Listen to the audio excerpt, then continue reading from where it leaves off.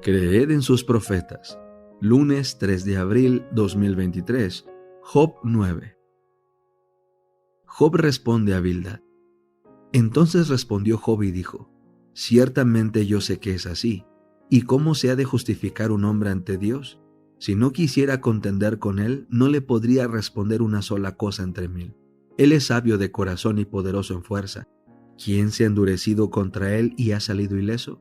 Él arranca las montañas de su lugar y ellas no saben que en su furor las trastorna. Él sacude la tierra en su lugar y estremece sus columnas. Él manda al sol y éste no brilla, y pone un sello a las estrellas. Por sí solo extiende los cielos y camina sobre las ondas del mar. Él hizo la Osa Mayor, el Orión, las Pléyades y las constelaciones del sur. Él hace cosas tan grandes que son inescrutables, y maravillas que no se pueden enumerar. Si Él cruza junto a mí, yo no lo veo. Él pasa sin que yo lo perciba. Si Él arrebata, ¿quién lo hará desistir? ¿Quién le dirá qué haces? Dios no detendrá su ira. Bajo Él se postran los que ayudan a Rahab. ¿Cómo pues podré responderle? ¿Podré yo escoger mis palabras para con Él? Aun siendo justo, no podría responderle.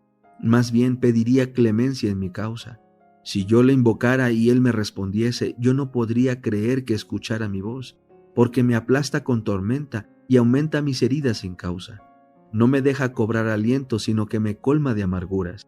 Si se trata de fuerzas, he aquí que es poderoso. Si se trata de juicio, ¿quién lo convocará? Si me declaro justo, mi boca me condena. Si íntegro, Él me declara culpable. ¿Soy íntegro? Ni yo mismo me conozco. Desprecio mi vida. Da lo mismo. Por lo cual digo, al íntegro y al impío, Él los consume. Si el azote mata de repente, Él se ríe de la desesperación de los inocentes. La tierra es entregada en manos de los impíos y Él cubre el rostro de sus jueces. Si no es Él, entonces ¿quién es? Mis días son más veloces que un corredor. Huyen sin lograr ver el bien. Pasan como embarcaciones de junco, como un águila que se lanza sobre su presa. Si digo, olvidaré mi queja, cambiaré mi semblante y estaré alegre, entonces me turban todos mis dolores. Sé que no me tendrás por inocente. Yo he sido declarado culpable. Entonces, ¿para qué fatigarme en vano? Aunque me bañe con jabón y limpie mis manos con lejía, aún así me hundirás en el hoyo, y me abominarán mis vestiduras, porque Él no es hombre como yo para que le responda, y para que juntos vengamos a juicio. No hay entre nosotros un árbitro que ponga su mano sobre ambos, que quite de sobre mí su vara y que no me espante su terror. Entonces yo hablaré y no le temeré.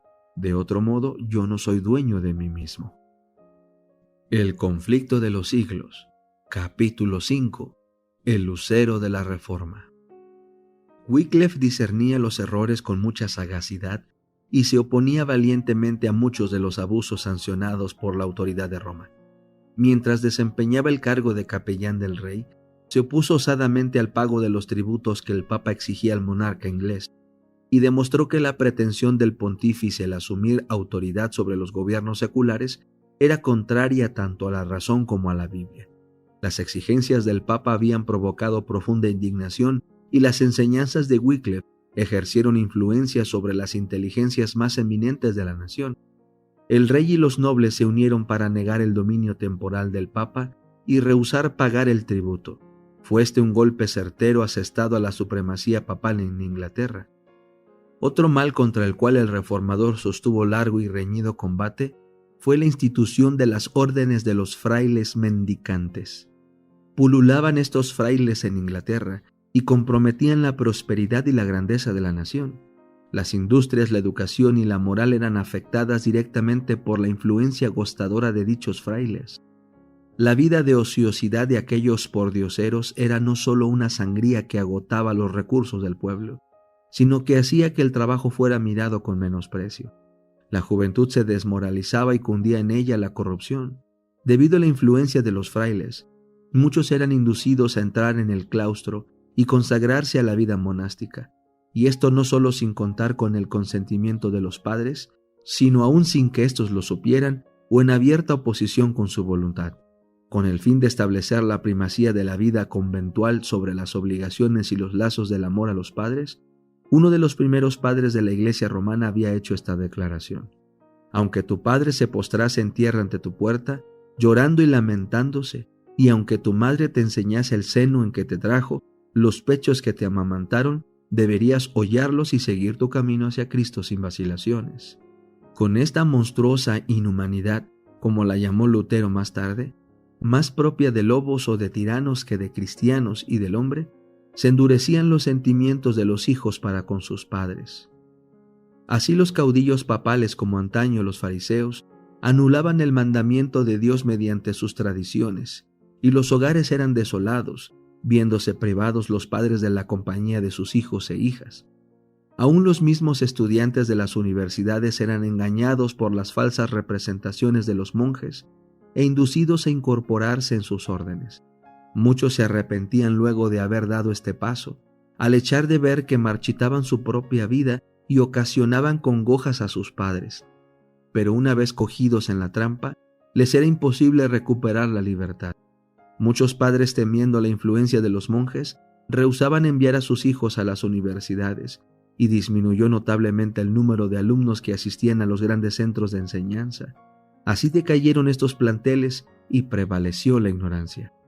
El Papa había dado a los monjes facultad de oír confesiones y de otorgar absolución, cosa que se convirtió en mal incalculable. En su afán por incrementar sus ganancias, los frailes estaban tan dispuestos a conceder la absolución al culpable que toda clase de criminales se acercaba a ellos, y se notó en consecuencia un gran desarrollo de los vicios más perniciosos. Dejábase padecer a los enfermos y a los pobres, en tanto que los donativos que pudieran aliviar sus necesidades eran depositados a los pies de los monjes, quienes con amenazas exigían las limosnas del pueblo y denunciaban la impiedad de los que les retenían.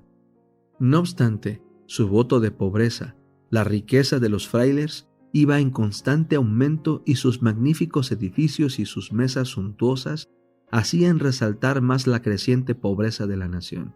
Y mientras que ellos dedicaban su tiempo al fausto y los placeres, mandaban en su lugar a hombres ignorantes, que solo podían relatar cuentos maravillosos, leyendas y chistes, para divertir al pueblo y hacerle cada vez más víctima de los engaños de los monjes. A pesar de todo esto, los tales seguían ejerciendo dominio sobre las muchedumbres supersticiosas y haciéndoles creer que todos sus deberes religiosos se reducían a reconocer la supremacía del Papa, adorar a los santos y hacer donativos a los monjes, y que esto era suficiente para asegurarles un lugar en el cielo.